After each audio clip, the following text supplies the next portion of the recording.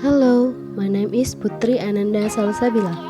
Now, I'm going to talk about Allomorph. Have you ever heard about Allomorph? If not, let's check it out. Actually, Allomorph is a part of a morpheme. But, to make it clear, let us see the definition of Allomorph. Okay, let us start. An allomorph is a variant form of a morpheme that can refer to affixes, word endings, or adjacent word choices, and it can change the sound of the word, although the changes do not change the meaning of the word. It can include creating a plural, tenses, choice of article, and many more. Now we move to the types of allomorph. There are three types of allomorph. The first one is phonologically conditioned allomorphy. The second one is morphologically conditioned allomorphy. And the third is lexically conditioned allomorphy. Now, let us see the definition of each. The first is phonologically conditioned allomorphy. It is sound-based allomorphs, which includes indefinite articles and additive allomorphs. Morphologically conditioned allomorphy is the choice of allomorph is determined by particular morphemes, not just by their pronunciation. Last, lexically conditioned allomorphy is a form of a plural for nouns using a simple plural of s or es. It's also about the formation of different verb tenses. In a phonologically conditioned allomorphy, there is an additive allomorph. That rule, adding an affix changes the tenses or creates a positive or a negative impression, and the word sound may change. Okay, you can see the example besides the rule. There are a regular past tense morpheme and negative prefix. Next, basic word ending sounds. In here, we can define an allomorph based on the last morpheme. Let's see the example.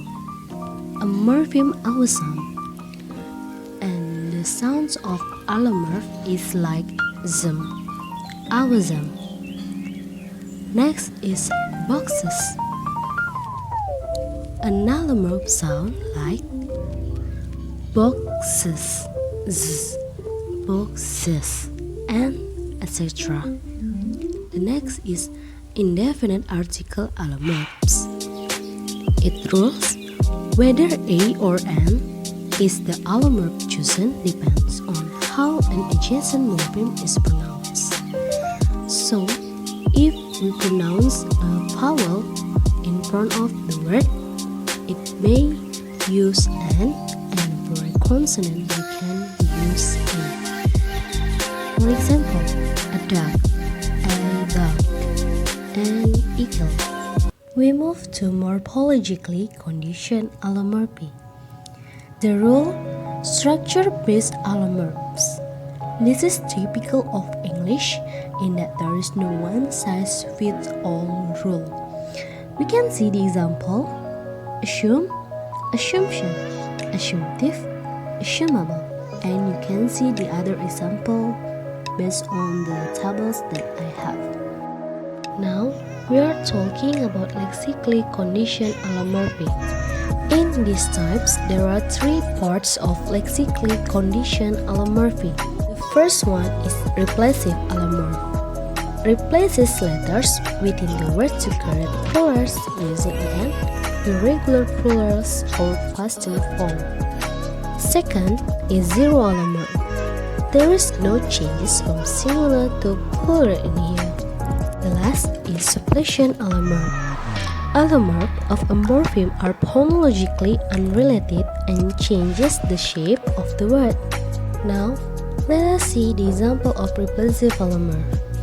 If we add en in the last word of a singular form, it can be turned to a plural form of its.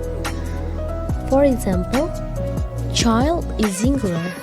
If we add en in the end of the word, it can be children in the plural form. In replacive allomorph, there is also noun-verb replacive. It is a rare type of replacive morpheme which distinguishes nouns from verb. Now, let's see the example of noun-verb replacive. The noun is advised and become advised in a verb. It has the same pronunciation but difference in writing. Now, you can see the example of replacive allomorph in regular plurals and irregular past tense by yourself. Last but not least is zero allomorph. In here, there is no change from singular to plural form. For example, the singular form is dear and the plural form is dear too. Is suppression allomorph.